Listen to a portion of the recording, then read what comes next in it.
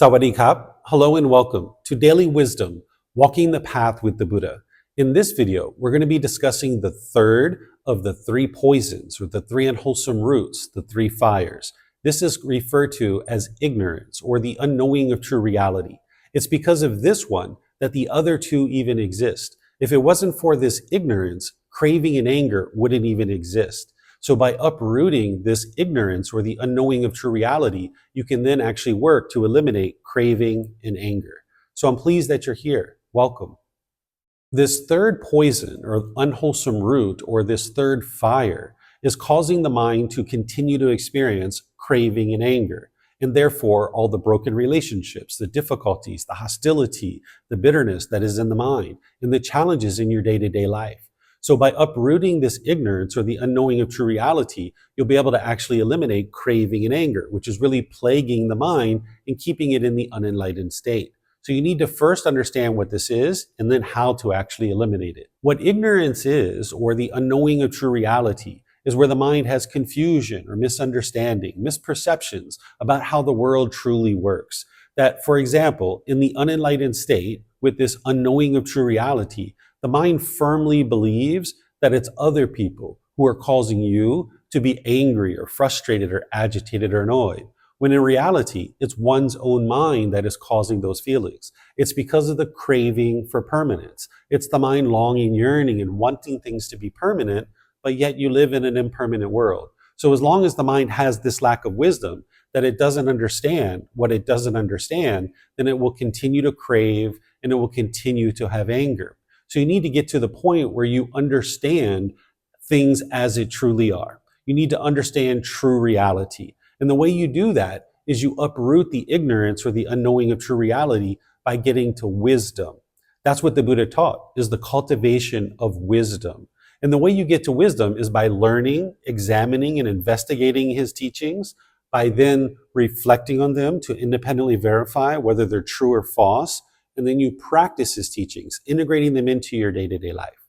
This ignorance is uprooted, yes, by starting with intellectual learning, but you need to be able to get to your practice. Understanding something intellectually isn't yet wisdom because you're not yet making decisions through that.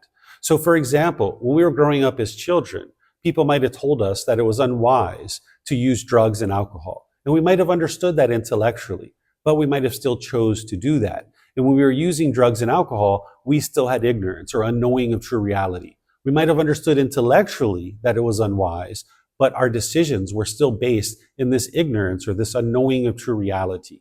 So by uprooting this ignorance, by first starting with intellectual learning, examining and investigating the teachings, then moving to reflection where you can independently verify what is true or false, you can then start practicing the teachings, starting making decisions through the wisdom of the path to enlightenment in the teachings of the Buddha. And as you're now making decisions through that wisdom, you will see improvements to the condition of your mind in your life, because now you're not basing your decisions in this ignorance or this unknowing of true reality. Now, many teachers use the term ignorance. I tend to not use that. I only use it for situations like this to be able to help students to be able to understand what other people are actually teaching.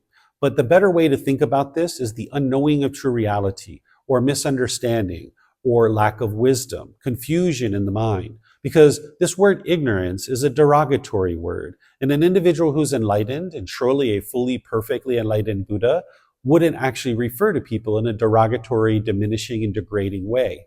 So this word ignorance is not the best word to use. It's better to think of it as the unknowing of true reality, or confusion or misunderstanding, that the mind in the unenlightened state just doesn't understand what it doesn't understand. And by arising wisdom, through the cultivation of wisdom, of learning, reflecting, and practicing, that's where the mind becomes wise, and you can start making decisions through this wisdom. One of the first things that you need wisdom about is what is craving and what is anger, and how to uproot it. So while we call this craving, anger, and ignorance, it's really that because of ignorance, craving and anger continues to exist in the mind. So one of the things you need to cultivate wisdom about is what is craving and how to eliminate it. What is anger and how to eliminate it. With that wisdom, you can now eliminate your craving and anger. And by purifying the mind of craving, anger, and ignorance, this is what will actually produce enlightenment. At the most detailed level, you need to be able to understand the 10 fetters. These are the pollutions or the taints or the defilements that are keeping the mind in the unenlightened state. But at a high level, we refer to them as the 3 poisons or the 3 unwholesome roots or the 3 fires, because it helps you to understand things at this level. And then go deeper in understanding the 10 fetters in the future, which I'm going to be spending some time creating mini lessons on each one of those. But in our next video, we're going to be talking about the natural law of dhamma, because these 3 poisons are actually what's producing all the unwholesome results in your day-to-day life. That's why they're referred to as the 3 unwholesome roots. And by understanding these 3 unwholesome roots and uprooting them and eliminating them out of the mind, you can make wise decisions that is going to produce wholesome dhamma. So we're going to talk about the natural law of dhamma in the next video. Thank you for joining, and perhaps we'll see you there. Be well and take care. Have a lovely and wonderful rest of your day. Sawadee ka.